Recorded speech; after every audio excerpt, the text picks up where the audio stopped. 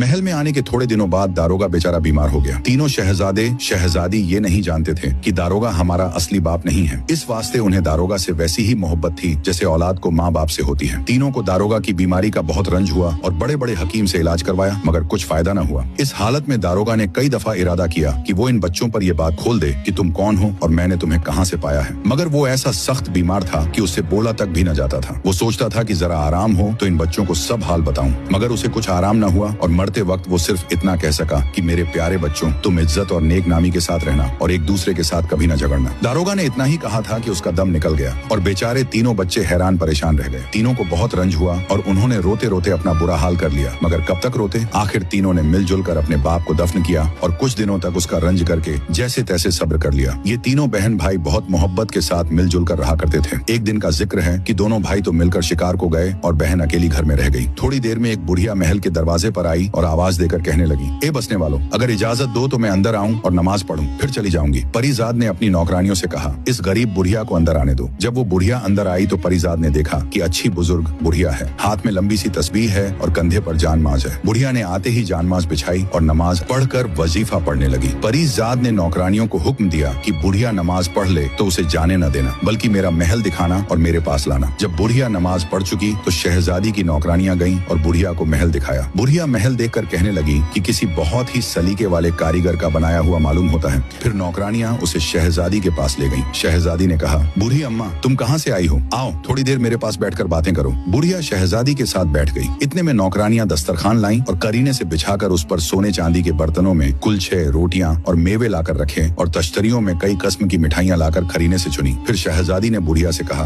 बूढ़ी अम्मा, तुम थकी हुई हो और भूखी मालूम होती हो, कुछ नाश्ता करो। बुढ़िया ने कहा, बेटी, खुदा तुम्हारा बहुत बड़ा इकबाल करे, मैंने तो अच्छे खाने खाना छोड़ दिए हैं। खैर, तुम्हारी खुशी से कुछ खाती हूँ। आखिर बुढ़िया ने थोड़ा सा नाश्ता किया और शहजादी से बातें करने लगी। बातों बातों में शहजादी ने पूछा, बूढ़ी अम्मा, मेरा महल कैसा है? बुढ़िया ने कहा, बेटी, खुदा तुम्हें इसमें रहना बसना नसीब करे। महल बहुत खूबसूरत बना हुआ है और सब सामान भी बहुत खरीने से रखा है। शहजादी ने पूछा, कोई और चीज भी इस महल में होनी चाहिए या नहीं? बुढ़िया ने कहा, ये तुम मुझसे न पूछो। शहजादी बुढ़िया के पीछे पड़ गई कि नहीं, मैं तो जरूर पूछूंगी। लाचार बुढ़िया ने कहा, अगर इसमें 3 चीजें और हों तो तुम्हारा मकान बस बहिश्त बन जाए और फिर इसमें किसी चीज की कमी न रहे।